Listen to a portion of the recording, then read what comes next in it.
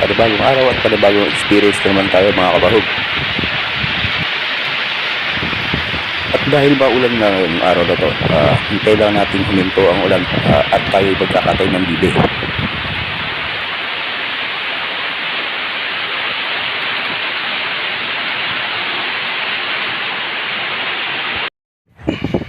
At pagkahinto nga ng ulan, pumunta na tayo sa kulungan upang manghuli ng bibe. Bali, dalawang bibi nga palang papartihin natin ngayong araw.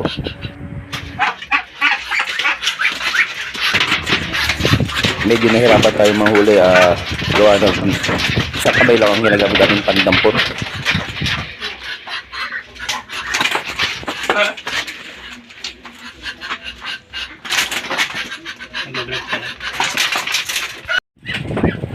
At dito nakawala pa yung bibi sa kulungan. Bali, nahuli naman natin siya, kaya lang medyo nahirapan nating mahuli gawa ng medyo maluwang yung bakuran.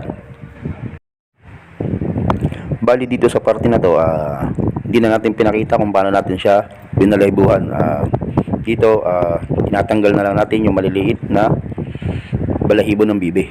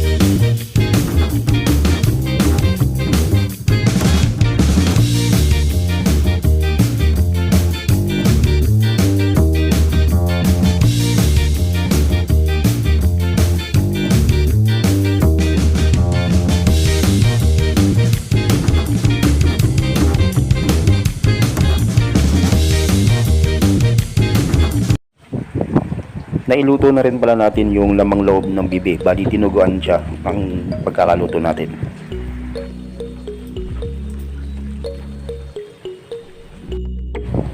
Isunod na rin natin yung lulutuin nating pang-adobong bibi. Bali, dito sa part na to, naggisa lang tayo ng bawang, sibuyas at saka luya. At dito nga, isusunod na nating inihahanda yung lulutuin nating kalderetang bibi at yung mga sangkap nito para mamaya iluluto na lang natin. Bali, gumawa rin tayo ng sisig, pandagdag pulutan para mamaya sa ating handaan. At maya maya lang naisangkot siya at saka nailuto na rin natin tong kalderetang bibe. Bali, paluto na siya. At syempre, ang mumon, pagkatapos ng mababang lutuan, start na ng ating tagayan. Syempre, unang tagay tayo mga kabahog. Let's drink! Ano ba? Bibi sisig. Yung sisig daw po. Oh, sisig. Ayo, pala. Syempre, unang tagay para sa tagumpay. Bumble mo ba? Bumble mo rin eh. Kamukha mo sa bumble mo. Masalaking katawan yun eh. Buhay pa yan. Syempre, pagkatapos ng tagay, tamang pulutan din tayo mga kabahog.